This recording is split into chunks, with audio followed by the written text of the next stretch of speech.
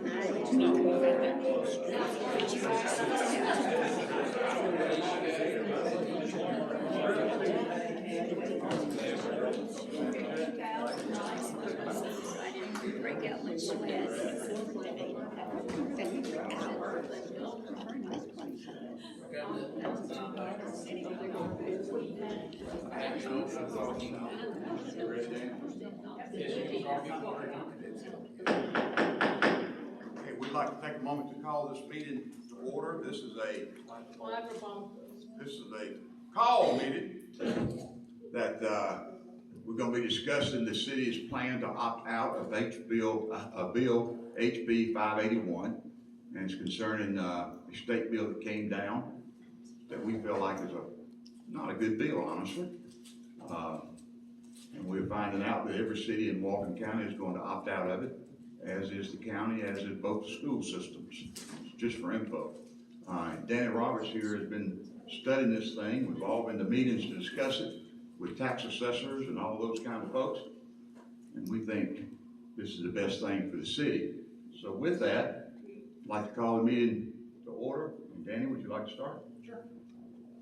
You'll take a roll call, as the hand's not here. Microphone's not on, sir, sorry. Yeah, I didn't want to be on yet. Oh, okay. I'm just kidding. Ann Hunt's here, said she couldn't make it. She had a work event, and Lisa said she might be a few minutes late. Traffic. Traffic. She works in Gwinnett. Way in Gwinnett.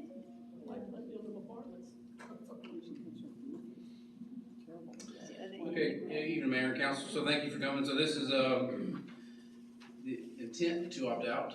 Nothing is set in stone until next Thursday. Y'all will take formal action after the third public hearing at the council meeting. So this is one of 3 public hearings that we're required to have by state law. Kyle, can you start the slideshow for me? Council, you have a packet in front of you. It will be the same slideshow as you see here. But just to go through it, this is some of the state law, the facts, a lot of misinformation out there. A lot of people don't understand it. It took a great deal for me to understand it. Still have to ask questions. Anytime you deal with tax, it's a very complicated system. So I'm just going to go through some of the facts here. First slide, go. May have to blow that up. So what this bill does, it places a cap on the homestead values. So not everybody has homestead property. If you do have homestead, what this law does is caps the value where any tax assessor office would put a maximum of 3%, but it's based on the CPI. So I will tell you for this current year, for those that opt in, there is no increase for this year. The state of Georgia has already released that. There is 0 increase this year. So it puts a 3%, and that's done from year to year, where in the past, it's based on your values of your house. Your house goes up, values go up, the house goes down, values go down. It's all done by tax assessor. Your local tax assessor, one works for tax commissioner, who's an elected official. So what this bill also does is takes the power from local jurisdiction and pushes it in the hands of the state. That's one of our concerns. Property values, next one is the CPI, like I said, maximum of 3%. They also said that they know that if this does happen, cities, counties, school systems are going to lose revenue. It's just a fact. So they allowed what's called a FLOST, a floating local option sales tax, similar to SPLOST, or similar to LOST. And what that does is another 1% sales tax that cities and the counties can elect to do as long as the voters voted in to offset what they know they're going to take away from cities by having a cap on your homestead properties. If one entity opts out, it does it. Nobody can get it. It's all or none. So Walton County, they have to opt out of this program because their homestead is greater than the current one. So automatically, Walton County opts out, negates it for all the cities. If we wanted to opt in, we still would not be allowed to do the floss because Walton County is opted out because they have to by law. So automatically, we would not be eligible for floss. If we were eligible, it would have to go for the referendum. The voters would have to vote on it, and then it would be the dividends would be divided by what's called an IGA, intergovernmental agreement, between the cities and the county, similar to SPLOST and similar to LOST. For those that don't know, LOST is local option sales tax. It is a bill to offset property taxes that we currently have. That's where the 7% comes in if you live in Walton County versus Gwinnett County. Gwinnett does not have LOST, so they are a 6% sales tax, where in Walton County, you're 7% sales tax. For those that don't know that, that's the reason why. So this would add another sales tax to make us 8% if it was passed, but we all know we tried T-SPLOST the last couple of years. It did not pass. It failed miserably. So we know even if it would probably not pass, but since Walton County's opting out, we would still not be allowed to opt in because they legally have to opt out. Since Loganville sits in 2 counties, it does it for both counties. So for those on the Gwinnett side, we don't know what Gwinnett's going to do, but we've had a meeting with some of the cities in Gwinnett. And last meeting I had with the Gwinnett Municipal Association, it was about half of the cities were opting in, half were opting out. They're in the process that we are. Nobody has, to my knowledge, has voted this in yet. They're just having public hearings. The law states that we have to advertise intent to opt out. So when you saw the paper, that is the verbatim what the law says we have to advertise. So legally, we have to put that in the paper. Next slide, Phil. So this is the law. We have to have 3 public hearings. Anytime you raise taxes, you have to have 3 public hearings before the city council votes on a tax increase. So they put this in the bill that if you opt out, you have to have 3 public hearings, you have to advertise it, you have to put it on the website, and it has to all be turned in to the Secretary of State by March 1st to opt out. If you do not opt out, you're automatically locked in forever. You cannot change it after March 1st. That's another thing we didn't like. We didn't like being forced. I personally, and I think what the council would say, they like to keep the power to affect taxes in their hands. That's what they're elected for, not the state of Georgia. So March 1st is the deadline. If the city council decides to opt out, then we have to submit all this, and we have to show proof where it was ran in the Walton County Tribune. We had to show proof it was on our website, which you all see it, and then we had to show proof that we had these 3 public hearings. And this is a public hearing, so after I get done talking, you're all more than welcome to come up here and speak. You just have to use your name and your address for the minutes. Next slide. So I put this in here so everyone can see that this is not a Danny Roberts made up. This is actually from the Georgia Municipal Association and the ACCG, which is the county version of the Georgia Municipal Association. This tells you things for people to consider for local governments. It's the pros and cons. So you can see directly from the experts that put this together, this tax does not disappear. You know, if we opt out, we're not taking, you know, we're not doing away with currently what we have. If we opt out, everything will stay currently as it has been for decades. So the city of Loganville is heavily driven on property taxes. 50% of our revenue comes from property taxes. So you can imagine if you affect that a little bit, it affects the budget greatly. And what this does is, if we opt in, it shifts the burden to rental properties and to commercial properties. And people said, oh, that's baloney. There it is, black and white from the experts. And I'm going to explain that to you. Commercial properties, rental properties, non-homestead properties, agriculture, anything non-homestead, their assessments are continuing to be as they always have been. But if we opt out, or opt in, I should say, and we have to change the millage rate to go higher to make more revenue, they're going to get hit with a higher valuation plus a higher millage rate. So that's why that little clause is in there, because you're shifting more to them. 70% of our budget is residential. That's huge. I'm going to show you a slide in a minute that shows that. We are a bedroom community. We have more residential than any other city in Walton County. A lot of people didn't know that. Next slide, go.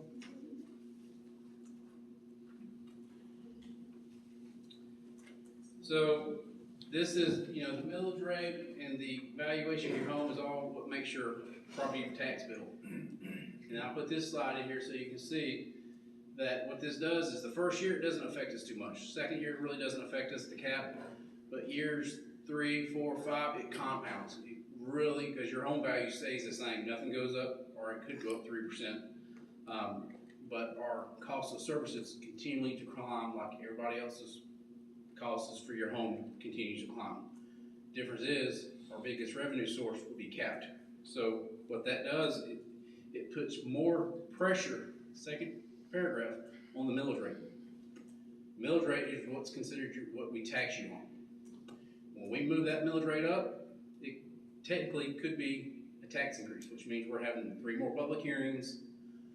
The law states that from one budget to the next, if I go up on the recessed value a certain amount, then I have to have a tax increase hearing. And since 2018, we have reduced that millage rate every single year. Reduced it because your home value went up. When your home value goes up, your millage rate has to go down, or you have to hold a tax increase. Some counties and cities don't. That's called the rollback rate. Don't adopt that. So they legally have to do a tax increase. Even though that number didn't change, they're producing more revenue from year to year. Since 2018, we have always reduced the millage rate. Your millage rate now is less than it was in the 90s.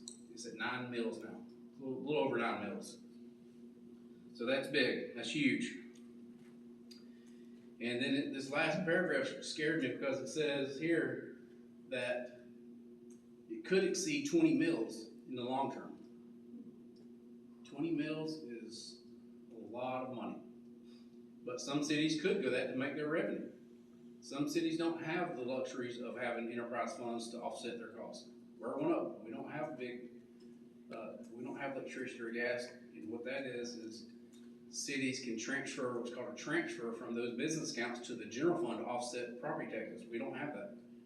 We do have sanitation we transfer, and that's about $400,000 a year. It's not much. It's not a lot of money.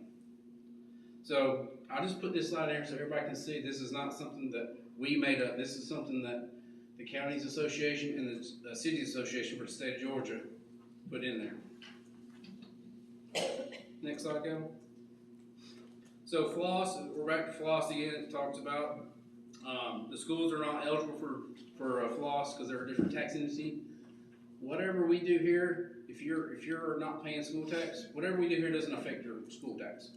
Just want to make sure everybody understands that. If you don't pay school tax now, whatever they decide, it still won't affect it.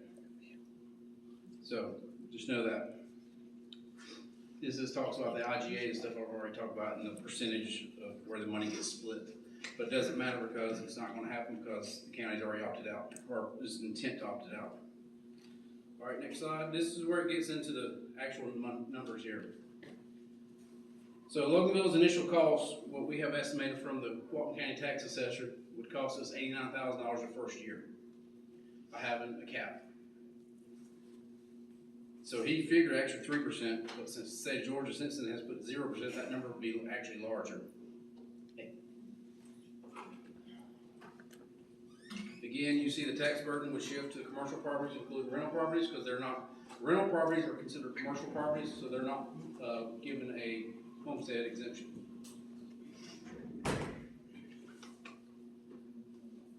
Also, cap, city councils of the future will be placed in a precarious position of raising the millage rate. That is, it's not a scare tactic, that's a fact.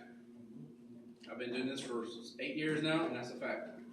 If you mess with revenue, you're gonna mess with that millage rate.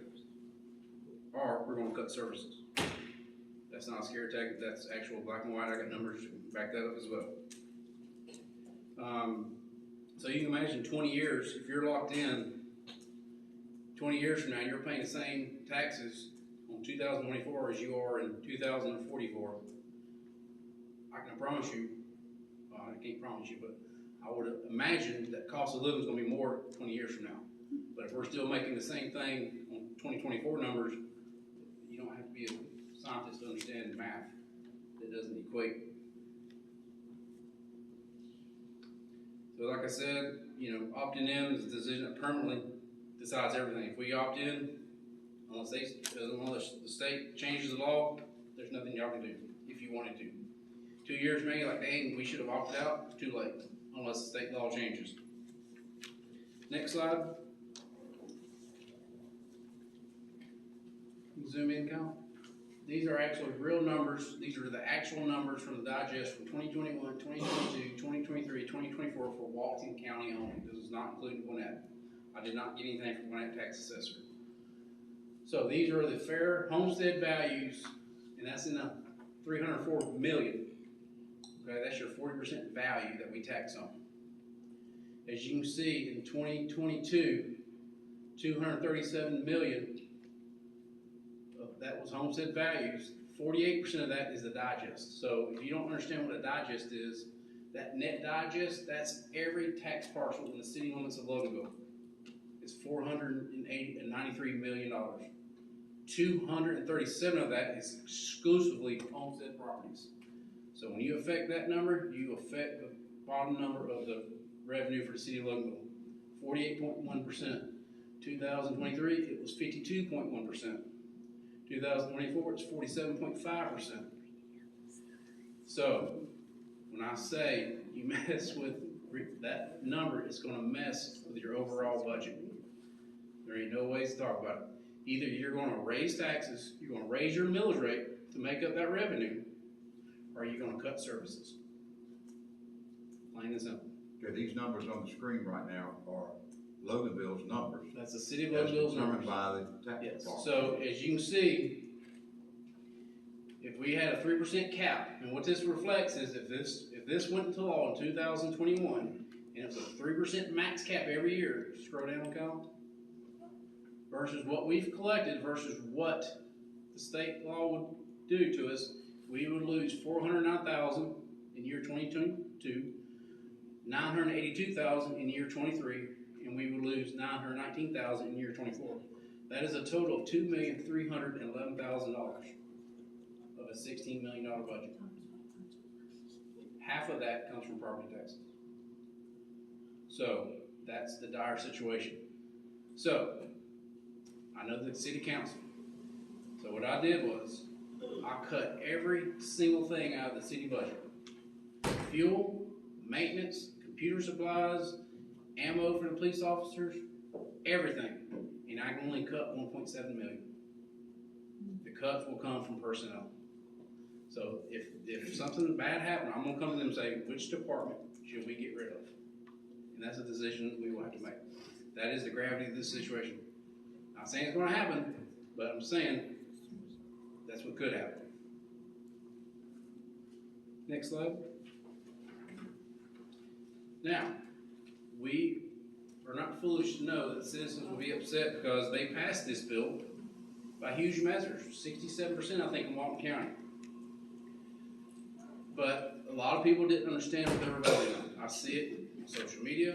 I see people say, well, they better vote against this because I voted no. Well, if you voted no, you should be for this.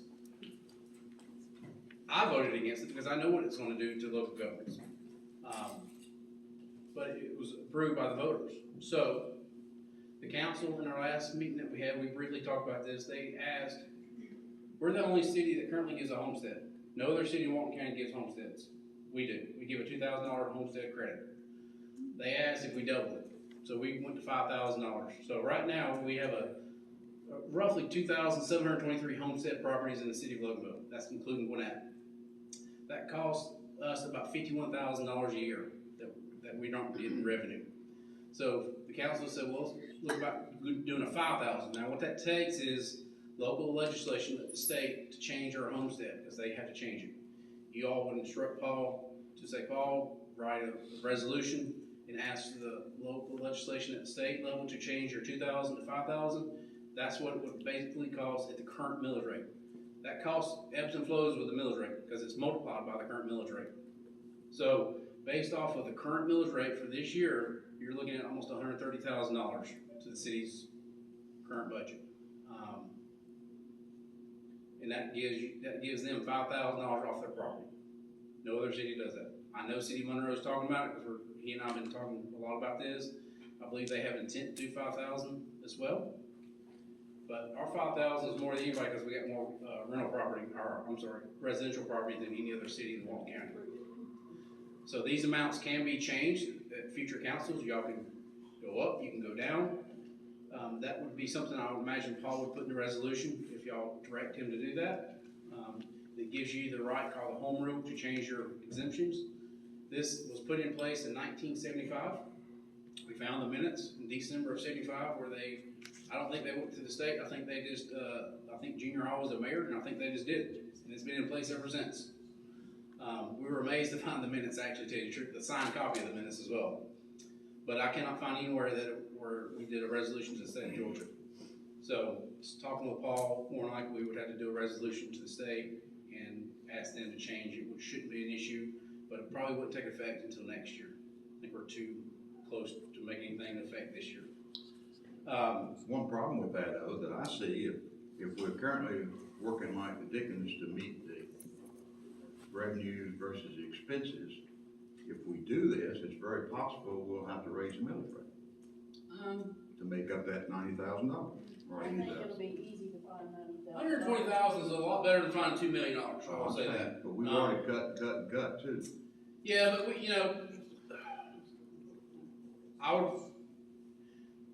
I think you got to do something because they voted heavily for this. I think you got to show something. I think 5,000 is a good alternative. Like I said, if we do it and something happens drastically, we could always change it. But I think 5,000 is a good start. It's a number we can predict because we can't predict if they're going to go 2%, 3%, no percent. We can't predict that, but I can predict what our millage rate is because y'all set that. And then I can do the simple math and multiply it by homesteads versus the millage rate. I know what that's going to cost us. But 129,000 is more manageable than 900,000. I will tell you that. Just so you're gonna find the money. There's no finding money. There is budgeting money, and I'll talk briefly on that. So all the revenue that we have, I'll tell you the top 3 revenue producers for the city of Loganville. Property tax is $8 million, a little over $8 million. Personal property, that's all governed by millage rate. Your ad valorem tax, that's all governed by your millage rate. Those we can control because we can move the millage rate. I can't control if you go in the store and buy stuff for lost. That is what it is. We took a 5% loss 2 years ago with the county. They got 5%, we gave up 5% in order to get that bill passed through the county. That was about a $300,000 loss to our budget. Next one is insurance premiums. That's about $1 million. I can't control that. That's insurance money. And the rest are things that I cannot control, like beer license, occupational tax. Those we can't control. They are what they produce what they produce. Fines and forfeiture. I can't control those. What I can control are these things here, and that's what worries me. If you cap these, you're handicapping the city. This is not about today. This is about 5 years from now, 10 years from now. Like I told you before, we have to look at this as a business because it is a business. We are used to having the services that we have here, your police, your fire, your limb pickups. All those are big luxury items that we have. They are. You got, 30-something police, 30-something firefighters, less than a 5-minute response time. 3 stations within 6 square miles. Go look anywhere else in the county. Knocking, Gwinnett, or Walton, you won't find that. You won't find 6 officers in 6 square miles, round the clock, 24/7. You won't find free limb pickup, shipping. Those are things that this budget pays for. Those are things that could be affected. I'll keep going before I get on soapbox. I do have this other jurisdiction just to show. This is not Danny's information. This came from Walton County. So next slide, Kyle. One of the yellow highlights. So this is what was given to us when we had a meeting with Walton County. So talk about long-term impact. Well, we can look at Walton County's long-term impact because this bill for them went into effect 2003. Currently, right now, the lost revenue that they're not collecting because they have homestead freeze is $13,737,000 that they are not collecting as of today. That they could be collecting if they didn't have a freeze in place. People are paying taxes from 2003. We all know what everybody's property values went up. Land cost, house, everything. But they're locked in. That equates to 2.89 mills. So if Walton County didn't have this in place, they could reduce their millage rate from 10.413 to 2.89. That will be a win for all people in Walton County, commercial and residential and agriculture and all the other taxing parcels they have. Yeah, they could reduce it to 7.523. Yes, Yeah. but they reduce it by 2.89 That's mills. That is pretty significant. That's what this bill does down the road.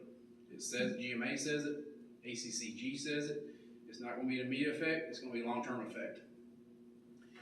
This is now Danny speaking. This is a knee-jerk reaction from the state to try to lower the rising costs of homes. But in the city of Loganville, it's called the reassessed value on the digest that we see. It tells me on a citywide what that went up. That's what we have reduced your millage rate by every single year. So I looked at 4 tax parcels today. Melanie, yours is one of them because we talked.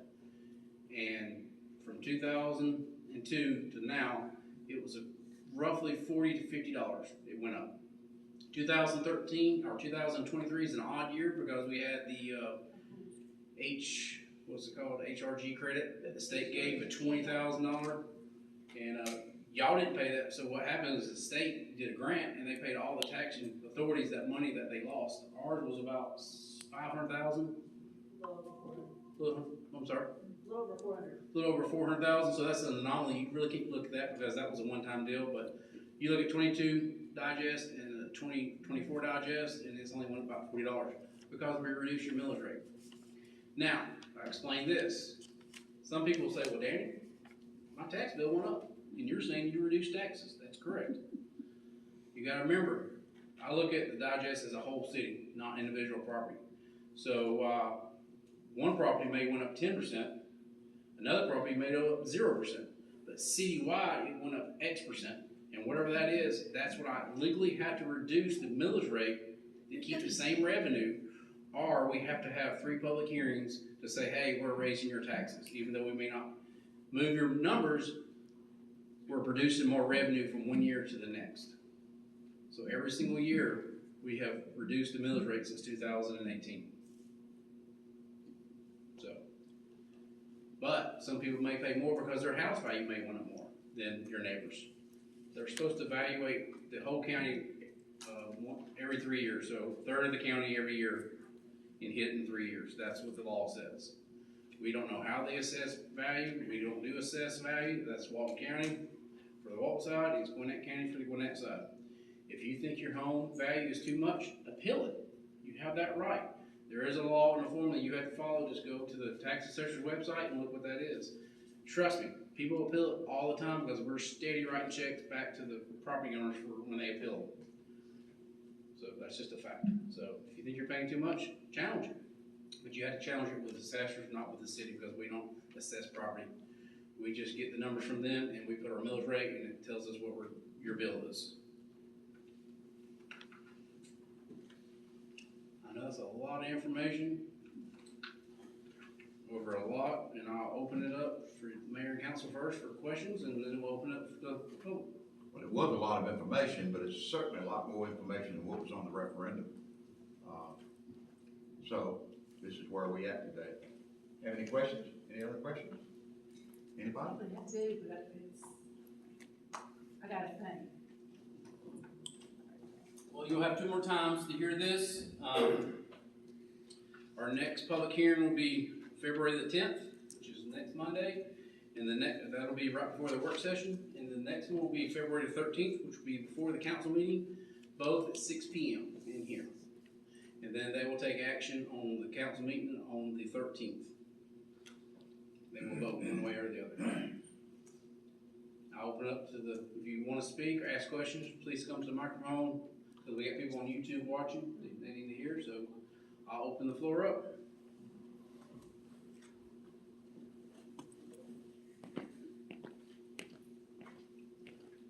Lee, we need your name and address, please. My name is Lee Phillips. I live at 4421 Pecan Street with my mother, who is 85. I am disabled. So I'm gonna keep it real simple, because I'm a simple man trying to live a simple life in a complicated world. So, as for us, we have an exemption that saves us money. We are both on limited income. So if we lose that, basically that means we've got to find extra money out of our pocket to pay the higher taxes. If we don't vote on it and we get to keep it, we still lose money because taxes are gonna go up. So the homeowners get the shaft either way. And that's just keeping it plain and simple. Well, there's one thing, Lee, I would add to that. The homeowners also get services like police protection, fire protection, and all the other things. So make your comments on that too, if you would. It's just expenses that have to be paid. I agree with that, but most of our streets have existed in this town with the same pickup on these streets. I know since the early 70s when we've lived here. Now, yes, we have inflation and things go up, but the citizens who have lived in these established neighborhoods should not bear the cost of the new neighborhoods that come in that put extra burdens on the city services. Well, I'll answer that. So if we opt out, nothing changes. You're not gonna lose no exemptions. That stays the same. So there's nothing being lost if you opt out. And I will say this, I will argue that point. If you didn't have extra neighborhoods coming in, you'd be paying higher taxes. Because I can show you the new growth number, which is not affected by the millage rate. Reassessed value, I have to roll back. New growth, I do not have to count that against it. New growth is what made us like it, hate it, whatever you want to be here. I've been here all my life, born and raised here. I know, trust me. Some of y'all live in the subdivisions, was woods when I was here. You're preaching to the choir. But that new growth was got us where we are now. I promise you that. You can look at any digest and you can see the new growth. It's in the hundreds of millions of dollars. So, love it, hate it, that's just a fact. But if they vote to opt out, nothing changes. If they opt in, nothing changes with your current exemptions. That's what's being thrown around like, oh, we're gonna lose something. You're not losing nothing. You're actually gaining $3,000 in exemption if the council approves it for homestead properties. If you don't have homestead, it doesn't affect you. You would not get that. If you have a rental property, you can't apply for homestead. It's only for your primary domicile. You have to own it. Danny, I was just gonna highlight, just to make sure we clarify, this does not affect any of what we call, senior, exemptions for your school board taxes, right? So the majority of the savings that folks realize as they age comes from the exemption for their school board taxes. This does not affect that in any way. It only affects the city component of your tax bill, or go talk to the commissioners, the county component of theirs. It doesn't affect any of the senior exemptions, I think that he was discussing. None of those go away, none of that changes. It only affects the freeze on your homestead value for the city component of your ad valorem taxes. Danny, can I make a comment? I think the state already realizes this is a flawed bill, and they're already talking about making changes to it. And what scares me is if we do go into the program, they could rewrite that, change it, add things to it, and we're bound to that. Right. And that it could be detrimental to the citizens, because we don't know. It's kind of like the Nancy Pelosi, you gotta vote it in to see what's in it. They want us to vote it in, to accept it, and then they're gonna modify it. And we don't know how they're gonna modify it, and how that's could be detrimental to us as Right, because owners. if you don't like something, you're not gonna go to the Capitol and, No, but you can But call you can come any here one of and them talk and to say, y'all need us. to do something. So that's a big issue that we all discussed last meeting, or last council meeting, was taking the control out of your hand and putting it in Atlanta, Georgia. And that's what this does. So, And the CPI. And just pulling up on my phone, the CPI the last 4 years was 4.12, 8%, and 4.7. So you still get that 3% increase every year if the state doesn't cut it like they did the first year. So even though if you're homesteaded, your values are still gonna, the values will be capped and the percentage will go up, correct?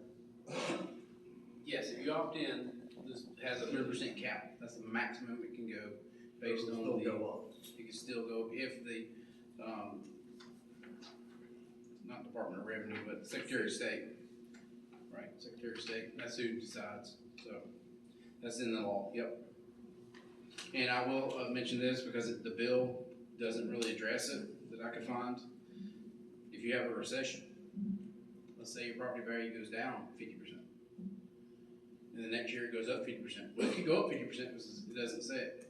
It only triggers 3% cap once you get to the 2024 numbers. So the 2024, whatever your value is right now, would be the magic number forever. So if it goes down, and then the next year it goes up 30%, but still below that 2024 numbers, it could go up 30%. I don't see that in the bill, but I did have an attorney for the GMA put that in writing. That's the way he understands it, so you can take that with a grain of salt too, but it's not in the bill that we could find, that I could find. Where it addresses it. Can I ask a question, Danny? Yeah, come up here, Do I please. have to come up there?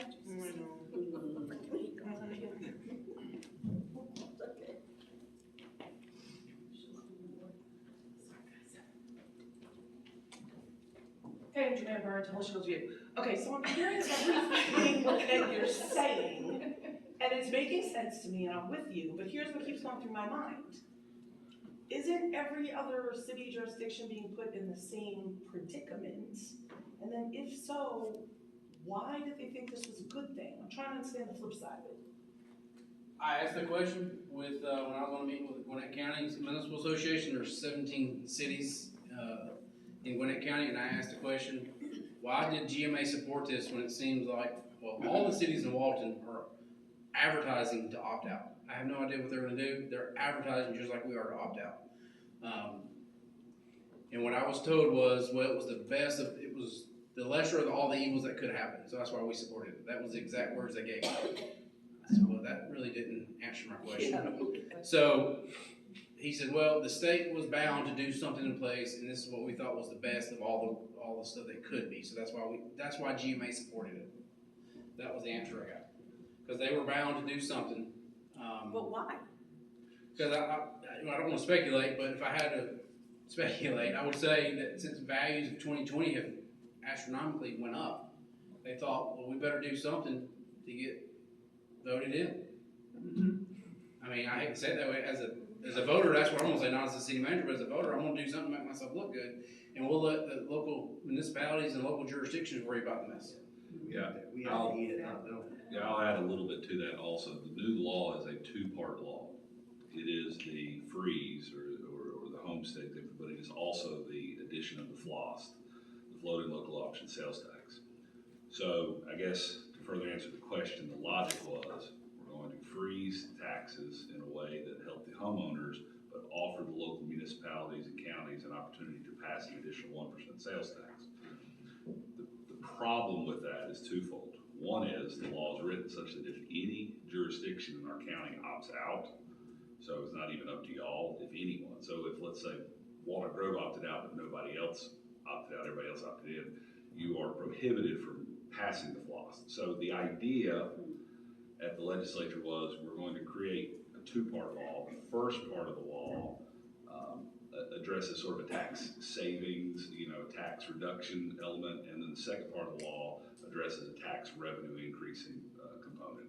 But we can't ever get, even if we wanted to, or even if we could, you can't because the law prohibits it, because there is an expectation that at a minimum one jurisdiction is going to opt out. And I think Social Circle either already has or is the first, or will be the first. The other problem is that even to get to the FLOSS, you then have to pass a referendum at your next election cycle. And what Danny just highlighted for you, generally Walton County struggles on passing any additional sales taxes other than the standard FLOSS. There's been no other sales tax referendum that's passed in Walton County except for what I call the standard FLOSS that almost, or actually today, I think every of the 159 counties in the state has. The only thing with the floss is that, y'all may not realize this, at least this is my interpretation, it is required by law to go to reduce property taxes, correct? Yeah, it has to be listed just like loss does. It has to be listed to offset the property tax, which means you just say it's going in the general fund to offset property tax. Right, Yes, so I mean, it's to just me, like loss. it might be easier to get that passed as opposed to splosh, which goes to various things that some of the taxpayers don't see and that kind of stuff. But that's just one little caveat on that floss, but we can't do it anyway because of Walton County. But this is my argument with, and I love Walton County, so if they're listening, don't take this offensively, but Loganville Monroe produces most of the lost. We do, because we have most of the retail. But the county gets 70% of that. All the cities get 30%. So you can imagine if everybody opted in and now we gotta come to agreement with 7 entities about who gets what, it's gonna be contentious. I will tell you, it was contentious and lost. We came to the 11th hour of not getting it passed, which countywide, that's $20 million a year. That's a lot of money to give up. So, but it doesn't matter. It's a moot point because it's done. But this is one of those bills. Politicians, no offense to anybody's a politician here, but we're going to give you a tax break here, but we're going to charge you more taxes here. That's all this was. It's a lot of hands. So But at least the ballot looked a little different. yeah, I mean, people saw the ballot like homestead exemption. Heck yeah, I'll vote for that. But they didn't see, well, the cities can enter an agreement, floss, charge you another 1% at the grocery store or the gas station or wherever you buy your goods at. So I can tell you, as experience from I've been here, I don't know, a long time, but 8 years as city manager, not one of these people. This one, our previous council said, Danny, you should raise the millage rate. You should raise taxes. Not one of them say that. They all say the opposite. Danny, you better cut taxes. So I leave it in their hands. You elected them. You can curse them out, I can't, but you can. And you can tell them what you wanna do, and then we'll try to make it work, but if this goes to the state, good luck calling the state capitol. Let me ask a question, and Paul, this may be for you. Oh, it is on. Oh, there, that's because I wasn't speaking into the mic. I kind of studied this law to ad nauseum for myself. I never saw anything relative to the Walton County not being able to opt in because they have a better rate now for homestead than this would give them. And then Danny and I saw a Zoom, and I don't know that man's name, but he said he thought Walton County could opt in, that the fact that they had the better exemption now did not apply. Do you know anything about that? As it relates to the county? Yeah. No, Okay.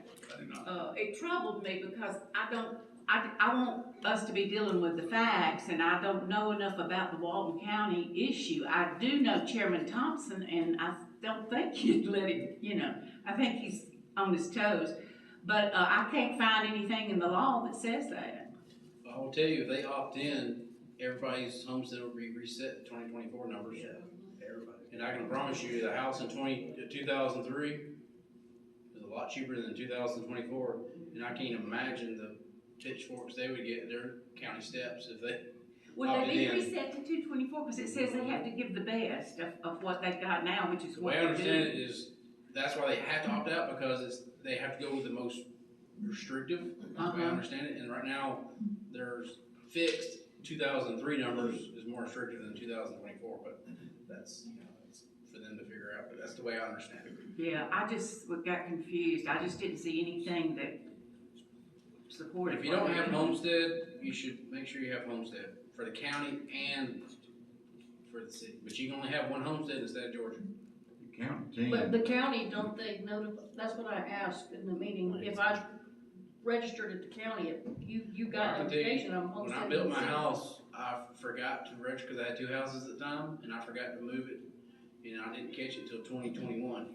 They didn't Well, notify me by No, nothing. but I'm saying, if you register at the county, it notifies the city automatically, they don't come to the Oh, city. yes, but, That's what I'm asking. right, if So you don't If register, they're homesteaded in the county, they're homesteaded in the yes, city. but you gotta That's what notify the I'm county you live in.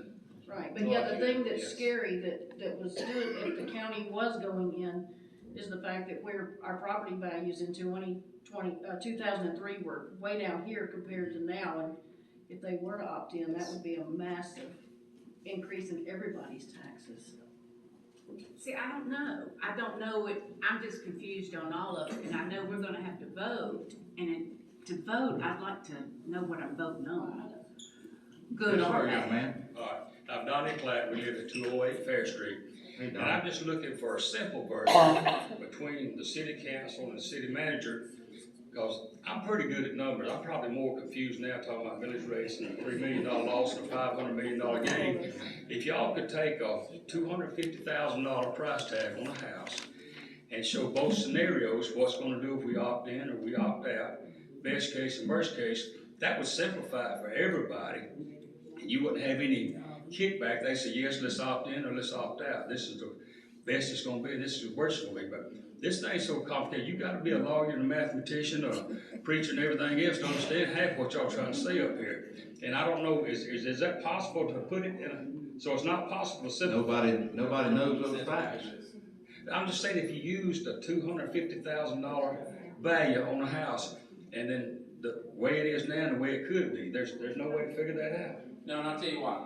So, if you take a $250,000 house, I gotta have an assessed value. So we can make up a value, but I don't know what the county's gonna assess your home value. It could be nothing, or it could be 20%. If it's 20%, I can tell you it's gonna be worse than a 3% cap. Or it could be no percent. There's some properties that don't get reassessed at all until the next year. So it's hard to say. I can show you what it looks like based on 2023 numbers, which that's what that was. Go back that slide. Because we don't know the rollback until Right the there. county tells us either, so we couldn't guesstimate what the rollback would You be zoom in. every year until the county tells us. Yeah, both counties. So you see in 2022, it went up 22% versus a 3%. So that would have been bad if you didn't have a cap. But we reduced the millage rate. So that takes into account too, if they don't reduce the millage rate, which they did. But, you know, they could say they don't. But that's what it actually cost us in real numbers. If we had a 3% cap, we would have lost $409,000 out of the city budget based on 2022. 2023, the digest went up $27,000 on reassessed value. If there was a 3% cap, it only went up a small portion. Of that, we would have lost $97 million or 982,000. Right. So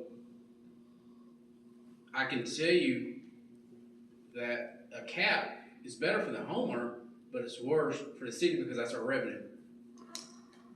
I mean, if your property value never went up, then what's going to happen? They're going to increase your millage rate, so you're going to be paying regardless.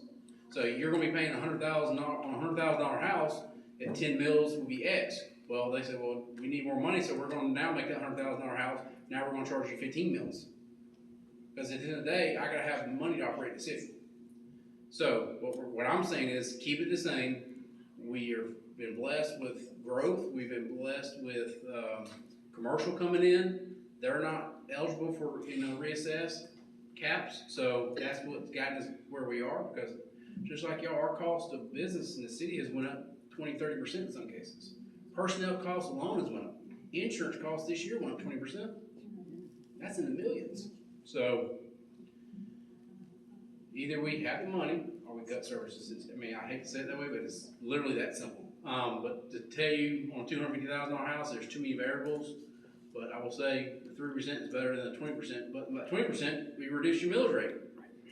You know, the millage rate there was 10.81. Then it went to 10.085. Then now it's at 9.869. You see it reducing because the reassessed value went up, so we had to reduce the millage rate. Now, when values go down, that millage rate should go back up. But guess what? City council doesn't like that because they say, well, Danny, that's a tax increase. No, it's not. A tax increase is only when I produce more money in the bank account, not a number on a piece of paper. But in appearance, well, you went from 9 mills to 10 mills, they think that's a tax increase. That's what got us in trouble in 2010 through 2018 because the millage rate is made to ebb and flow. When values go up, it goes down. When values go down, the millage rate goes up. But all we did in the city of Loganville was go down, go down, go down, go down until we said, all right, we're going to fire somebody or you're going to have to raise taxes. 2018, we raised taxes. We went to 12 mills. My first year as city manager, crazy. We went up, and then we started coming back down. So I know that wasn't what you're looking for, but that's just the best way I can explain it. I'm Richard Jenkins. I live at 246 CS Floyd Road. Who in the world introduced this bill? I want to know. Your state representative, I forget the name of the guy, there is a Where guy. was it from? He's from up northwest Georgia. He didn't like the school system in his county. I did a little research. Got a lot of my house. His name Go ahead. But yeah, that's a good question, and Yeah, I mean- make sure you don't vote for him. Well, I mean, we can't. We've got to keep our local guys that's up there on the stand. And somebody had to support it, or it wouldn't have got here. Probably most of the Republican Party did, because it was a Republican bill. Governor had to sign. So, yeah. I believe, in my mind, I've been checking this out for a couple of weeks, but I believe somewhere in the state, there's some entities, cities, counties, whatever, that did not drop their millage rate when the appraisals went sky high. And the people ended up paying a lot more taxes. And those people in the legislature called heck for it. Yeah. I believe that happened. I believe it was well intended. Although when you get down to the nitty gritty and look at all the stuff, its potential has a lot of faults. It really does. I think it's hard for them to come up with a one-size-fits-all plan for all the cities and municipalities, all that in Georgia, and that's what they kind of did with this bill. I suspect whoever introduced it is a fairly powerful senator in the state, if I was a betting person. And he had enough power to bring people with him. That's a sponsor. But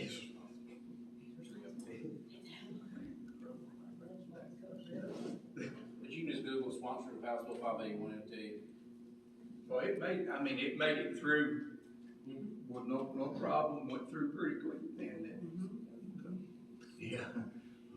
And they want people to make decisions in a hurry. We got less than a month. They have 3 meetings to get stuff into the state. I think it's gonna be May, cause, the bill to extend it to May has gone out of the committee, so it's going up. But by the time it comes But out, like I said, we wouldn't know until, we'll Yeah, already we tell talked them. about it every day, so. I don't know.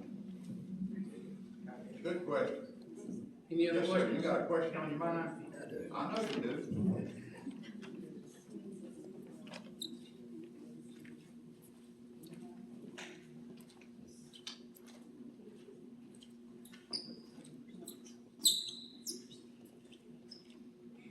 My name's George Nicholas. I live at 215 Bentley Lane here in Loganville. I've been a mortgage lender for 40 years in this town, in this area. I know what property taxes are all over the place. Property taxes here, it's cheaper living in Fulton County. It is here. That's just a pure and simple fact. All this stuff that I'm seeing here, I believe it's all smoke and mirrors. I mean, the bottom line is, you know, you get something here, you give something there. I wanna know, bottom line is, what does this mean? Okay, are my taxes gonna go up more? I think they are, regardless. Because if you, as I understand it, if you have a cap on the value, but you still have the millage rate, you can jack it up there, so what are you really accomplishing? Nothing. I mean, it just doesn't make any sense. So I'm really confused more than ever. I'm gonna go study this some, but, that's just my opinion. I don't understand. I don't think anybody in here does, I know I don't. It's a mess, the whole thing is a mess. Yeah, it is. Thank you. Y'all should write, by the way, those of you who are into writing, or email, or however you wanna contact your state representative and let them know what you think about this bill. Because power to the people, just that simple. I was talking to one of the legislators in the House of Representatives, and the discussion came up about this bill. We were a little frustrated with it. And he said originally, the bill was going to be passed by the state and mandated to every city, every county, and every entity, school boards in the state. And it was not liked enough that some of the senators and some of the representatives forced them to add in an opt-out part of it, so whatever it's worth. And the state has been known in the past to mandate some things and not worry about cities and counties paying for it, so whatever it's worth. Well, you know, when we had that breakfast, the senator couldn't even answer our questions, and he helped write the bill. That was really disgusting. Yes, sir, young man. Thank you. Bob Shamback, live at 1022 Maple Creek Drive, Loganville. I got 2 simple questions. I'm not a mortgage lender like my brother-in-law is, but I work for large corporations, and it comes down to what you got coming in, what you got going out. It's a percent to sales or percent, whatever you want to call it, you got to keep up with. So the 2 things I don't see up here for us to understand is, one, how much of your revenues has the city gone up in the last 4 years, along with your costs? So I can't gauge here. I can see what the homestead does. I can see what the 3%, how that changes, and you're gonna have a deficit by doing that and have to raise your bill. But how much year over year has your revenues gone up in the last 4 years? Where did you start in 2021 with revenues? What was your budget? You're thinking mainly about property tax. I'm thinking just everything, throw it all in. I know, we talk about. Throw the whole, I look at the total picture. I don't care about what, one segment or another. You're giving us the homestead because that's what that's what they're going with. And you've shown us the difference of 3%. I get that they save it. And you're gonna be in a deficit as everything else is the same. That's what you're saying from a revenue standpoint. But but I don't see where your revenue growth, but it's happened here as a city, and what your cost and what your budget is. So that's my question. Are you gonna come to next year's budget meetings for us? Sure. All right. That's a good question to ask. You may be the only one here. So typically our revenue exceeds our expenditures. Some years are different, but it's usually around 8 to 10%, I would say, on a given year. So year over year, you're usually like 8 to 10%. Yeah, we've not spent more than we've collected in general fund. The new growth has saved us, but we have a balanced budget. We have to, by law, we have to present a balanced budget at the beginning of the year. We don't have to finish with one, but we have to start with one. So, we do our expense and then we make sure our revenue balances it. But then at the end of the year, I don't like to spend more than I make, I can tell you that. So, but yeah, come next meeting, or is the auditor gonna be here? So we'll have our audit come Monday or Thursday, so please come and listen to the auditor. She's gonna tell you. But I can tell you this audit, we ended positive. You know how much it was? Yeah, so. But we ended positive. So, which is good.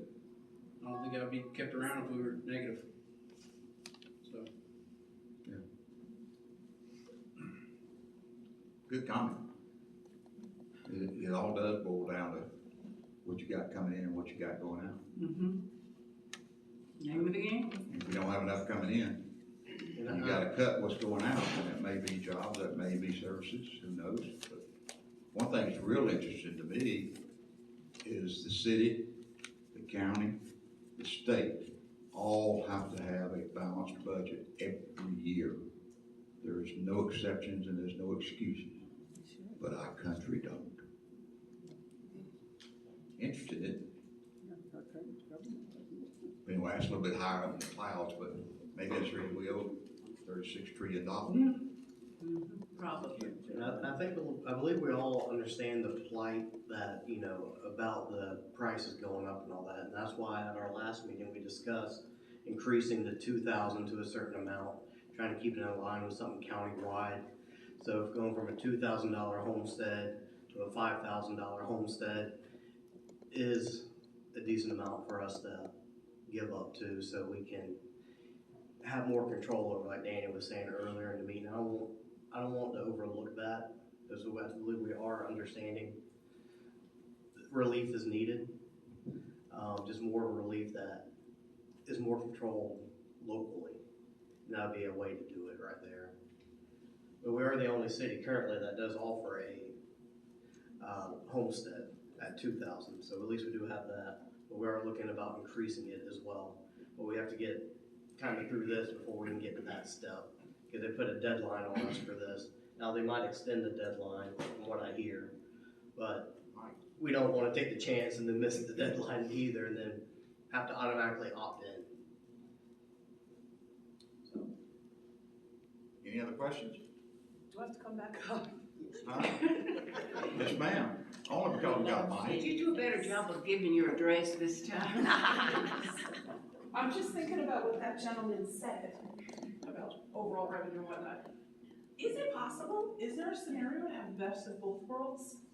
That if we put the cap, and with all the new growth that's coming, PUVs, townhomes, high density, is it possible to have the best of both worlds, that you still have enough to operate, and our property taxes are capped? I would think hypothetically it could be. Hypothetically, yeah, because if we raise revenue, I would just tell them to raise the millage rate. It goes back to his point. We can Yeah, but cap I'm saying, it, like, but then I'm gonna turn around and, at the end of the day, so basically this is the way it works. Department heads submit a budget. Danny, I need $16 million. Mine and Alan's job is to go find $16 million in revenue. There's only so many revenues I can actually control. Revenue is $8,500,000 of a $16 million budget. The financials are online, y'all. Every council meeting is in the packet. You can look at them. Revenue, expenditures. Yes, to answer your question, yes, you could. But where that gets detrimental is in down the road when you're raising the millage rate to offset, because most of our revenue comes from residential property. So when you put a cap on it, So I'm just saying, I'm thinking about all the projects that are coming, and just wondering, is it possible to meet? Sure, full anything's budget? possible. Well, You know, yeah, I don't know but, what. I'm saying realistically possible, Yeah. like, could it happen?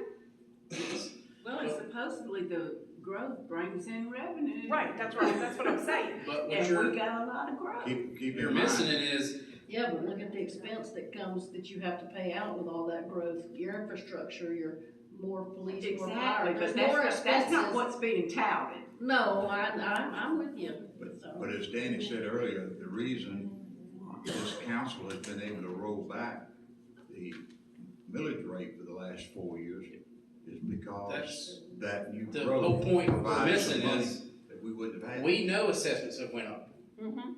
We address that by reducing your millage rate. Right, We're not up here, we're going up 22%, but we're gonna keep the same millage rate. Yeah, no, We're not I doing got that. Yeah, I Right, got that. so that is, so you can say, we are doing what the cap is intended to do by reducing your millage rate.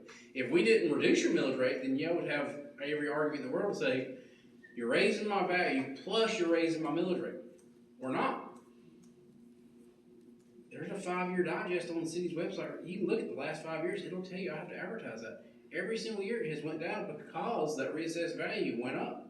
Right, I feel like a So- lot of this is like, you guys are expected to look into the future and know what things are gonna look like on a lot of.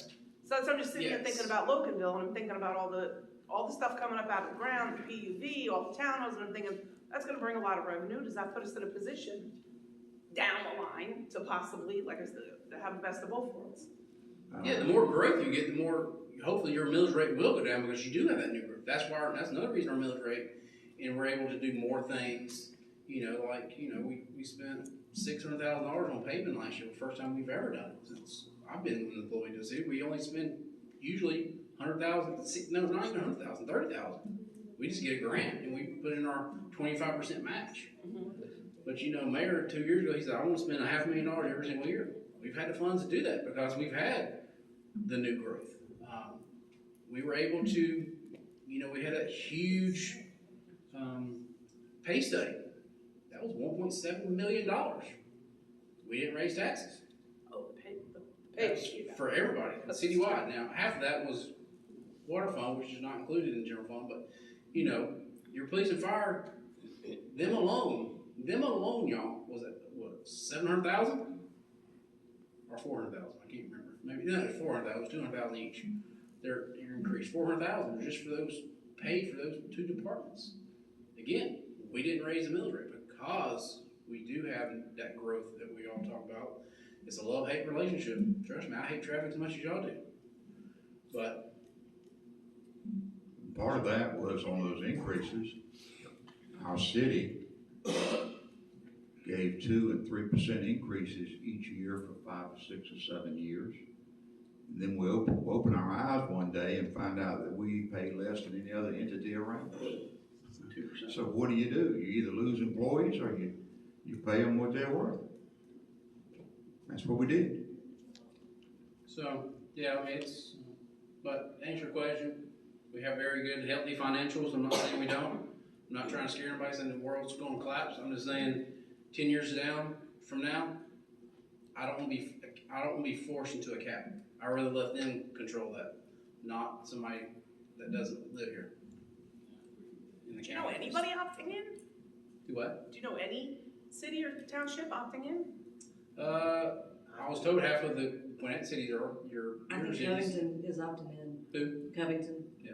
But they have a lot of opted in. Yeah, so our digest, every city's digest is a little different. There are some communities that don't rely so heavily on, like we do for single family and people who live here in Homestead. We are a bedroom community. We like it that way. I hate to say that, but we do. We do have the retail here in town as well. But I know people like to say that we are dense, but we're very less dense compared to some other places. And we actually have very low rental usage than most any other place around us. And so that plays into it as well. So places that only connect, maybe 20% of their income from homesteaded properties, it's not gonna be a big loss for them. Because they're collecting most of theirs off hotel, motel, and a lot of other kind of income tax and stuff like that. Or they have gas. None of that is stuff like enterprise, that. strictly That's enterprise. You look at the cities that are opting in, and I I guarantee they got a gas and electric enterprise fund. There's a city that's near us right now, I called yesterday, $3.6 million of a $15 million budget for general fund was from utility fees going in. That's how they offset there. We don't have that here. Yep.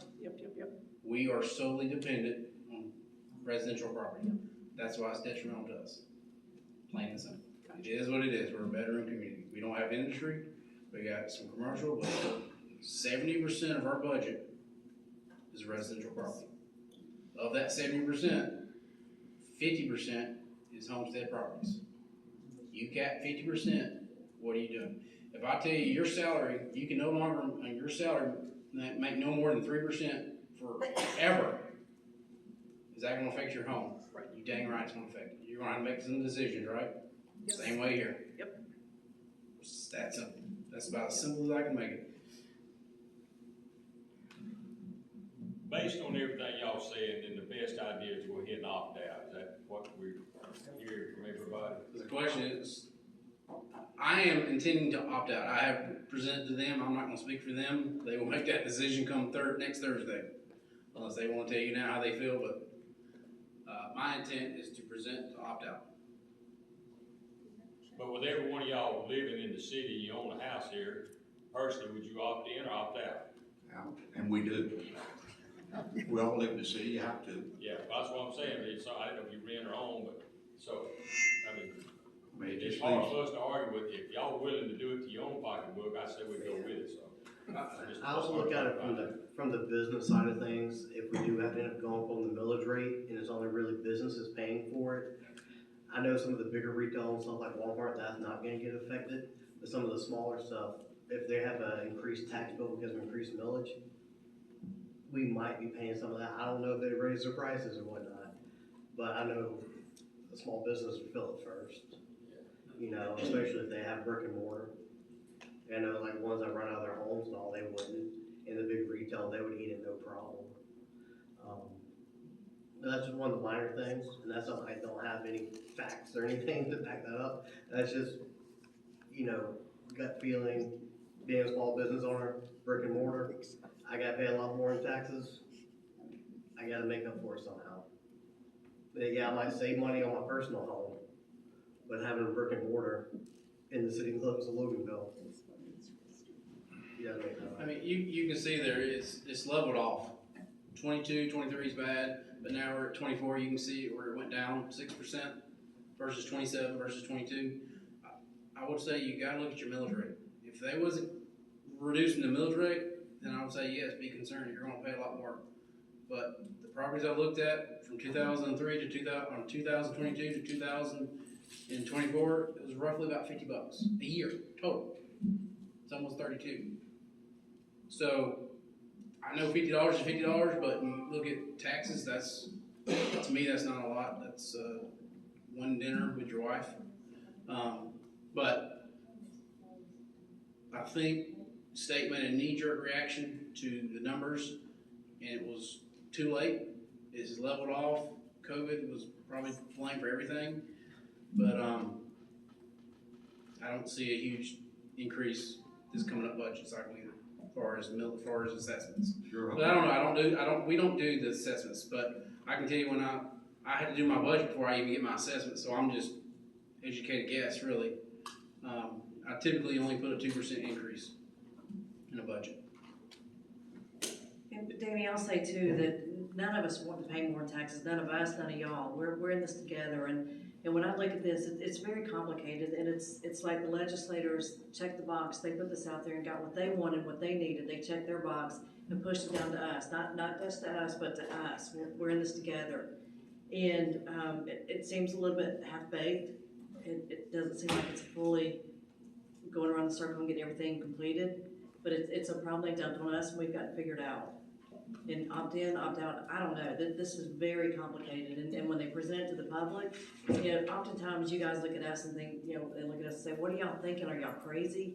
And the way this, you know, I look at the voters that voted in favor of this, sometimes I'm looking down like, what are you guys thinking, what did y'all vote in? But you know, you didn't know because it wasn't presented in the right manner, it's overcomplicated, and now here we all sit with this mess trying to figure it out. And it's so easy for the public to look at us and say that we dreamed this up, we brought this to the table, and that we're the ones that are trying to make some kind of a fictitious tax increase. We're not.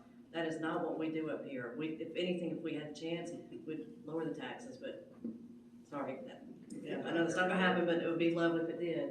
But the best we do is just kind of maintain that millage rate every year that we can and work with the ebb and flow to keep it so that we're not going up. So again, I don't like this at all. It is half-baked to me, and it's something that we're gonna have to figure out. Yeah, and Donnie, so, I mean, the legislature was trying to fix something. You've got 159 counties in this state, 537 cities. They were trying to fix a problem somewhere. I don't, from the way we manage things here, I don't think we need to fix it the way they wanted to. I voted against it when I had the opportunity. Anyway, I'll certainly sit through 2 more public hearings before I make that decision, but I'm not happy with it. They should have never painted us with the same paintbrush. We're not, every county's different, just like with Covington. They have enterprise funds that can help make it up. We're like Brandon said, we're the bedroom community. We can't absorb that kind of a tax loss. So they painted us all with the same paintbrush, and that's very unfair. Well, they tried to make it a one-size-fits-all, and everybody's different. And again, like I said earlier, I trust the people up here to deal with, because we're here too. Whatever we do to you, we're doing to us. And so I trust the people here more than I'm gonna trust my financial future to the state of Georgia. I mean, that's just the bottom line, and I can see both sides of the coin. And I'm like Lisa, I'm troubled by it because, look, I'm just a locksmith. And then I get handed something like this and y'all look at us to tell you, I'm just as confused as you are, and I don't understand a lot of what's going on. And so the decision that we end up making will be, I guess, as a unit, what we feel is the best for you as well as for us. And I understand that the majority of people voted for it. I just don't think that the majority of people I didn't understand what I was voting for. I'll be honest, save money, sure, whatever. But now I went with them to the county to hear the presentation. I've talked to Danny, I've talked to our tax assessor, I've talked to other municipalities. I think everybody's in the same boat. It's something that got dumped on us, and I think it was election year for a lot of people at the Gold Dome, and they made themselves look like heroes and dropped a hot mess in our lap so that we're the fall guys. And it's gonna be a tough decision either way because people are still gonna be out there, and y'all are here tonight, y'all heard it, so try to educate your neighbors. Yeah, we're gonna take the blame, but we didn't write it. It's a darn if you do and darn if you don't situation, and it's, worst case scenario down the road, we get to a terrible recession and things just go south, and then if you opted in, I feel like you're gonna be paying the MasterCard with American Express. You're gonna be desperate trying to come up with money somewhere to fund this city, and fund the city as well as cut back on services and staff, and none of us wanna do that. I got a question for those who have an answer, because I don't. If you opt in, why do you feel you would be turning your life, so to speak, over to the state? Because they make all the decisions. We have no more say in it. What decisions are the state? They can rewrite that bill at any time and add, we all have to paint our front yards purple. They could change anything. On a rewritten bill, they'll usually give you a grandfather clause. I've never actually known one that didn't, quite frankly. And you can, at that time, they're not gonna force you to adopt something that wasn't in effect when you made your initial choice. I don't trust all that. Well, I can tell you that's pretty much the general rule of thumb for laws I've dealt with. Well, when I'm not sitting in this chair anymore, and I'm out there, and this is the problem, I'm gonna come in here, like somebody said, curse these people out. I'm not getting in my car and driving to the state, and besides that, it'll fall on deaf ears. But we live among these folks. We want what's best for our citizens. We do. Not just us. And I just think, what's wrong with asking the question and getting an answer? The answer may change your mind, it may not, but I think it's an excellent question. If you think, you're turning your life over to the state, because if they come up with a new law, my guess is they'll repeal this entire thing, but if they come up with a new law, I'm not aware of a law that we wouldn't be grandfathered in, or they would write it in such a way they can't come in and force you to, because you opted out or opted in, to now do something entirely different because they changed it. I know, but now I'm asking you, but if you're in it forever and they go changing it, well, it isn't like new cities are coming into it. Based on the current law. Right. What I'm saying is they can't come in and rewrite that law to make it entirely different and then say, okay, sorry, you're in it now based on this law. They're gonna have to come up with something to give you an option to opt back in or back out. And again, that's not the. Well, we're trying to look into the future and think of what's going through their minds. I would hope that you're right. Yeah. But I gotta tell you, when they ask you to opt in or opt out, and whatever you do is from now on, that raised a red flag to me. I mean, why? Taking all the control from the assessor's office. Why would you wanna do something? I don't know from why now on? they care. To me, I don't understand that now on forevermore. Well, that's the way it's written. It is, but I don't understand it. So I mean, I have so many questions, I wouldn't even be comfortable voting on it. You don't have to make an uncomfortable vote then. Lee Phillips Double again. vote.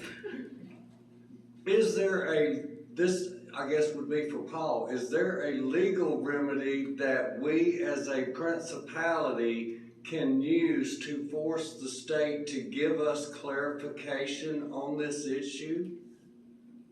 Is there a legal remedy to force them? I hope you asked that question in jest. Because I think, Paul, that you would have to agree that, no. Tell me. I'm not sure what the question. Can we force the legislator to give us clarity on this issue?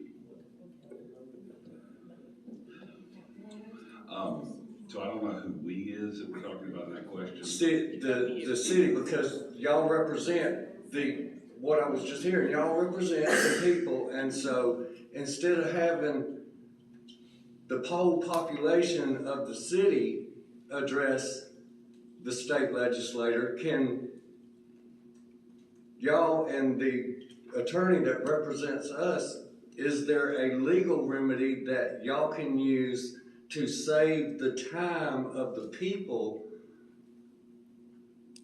to get clarification on the confusion that's going on about the in-out? Lee, we had a breakfast and one of the, as Danny said, one of the writers or the very active in writing this bill was at that breakfast. Patty and I were there, some others were there. He was asked direct questions.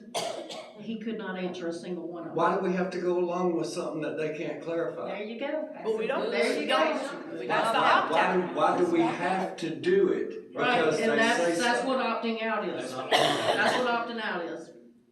But that's what a lot of people are having a problem with is Is the opting out better or clarity is opting of in the better? confusion of the conversation. We need clarification to know which one is better. We don't know enough to know at this point, at least. I don't think they know what they wrote. I just think they kept writing. I don't think they do half the time or 75% of the time. I mean, I think we've got it, like they're saying, it's, Covington could do very well by opting in, but we can't because we're on the residential. It's just, it was like a psyop. You see like, oh, lower taxes for life. They psyoped you. But if you really break it out and look at it, there's no one size fits all, like they said. Right. Opting out is the way to just reject it. Okay, anyone else have any other comments? Thank you for the clarity. Thank y'all for A little coming. bit. Yeah, thank y'all for coming. This is I awesome. hope a lot of people watch this on YouTube too. And there's 2 more of these, so. Yeah. I think it's gonna help a lot of people. There you go. There's the next meeting. Thank you, Mayor. That's all I have, Mayor and Council. Thank you. Okay. Thank you. Do we have a motion to close this public hearing? We do. Okay, I have a motion. Do we have a second? Okay, we have a motion, a second. All in favor say aye. Aye. Those opposed? This public hearing is, Made a motion.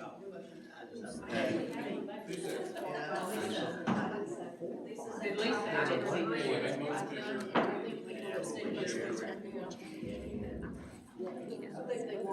we made a motion. To adjourn.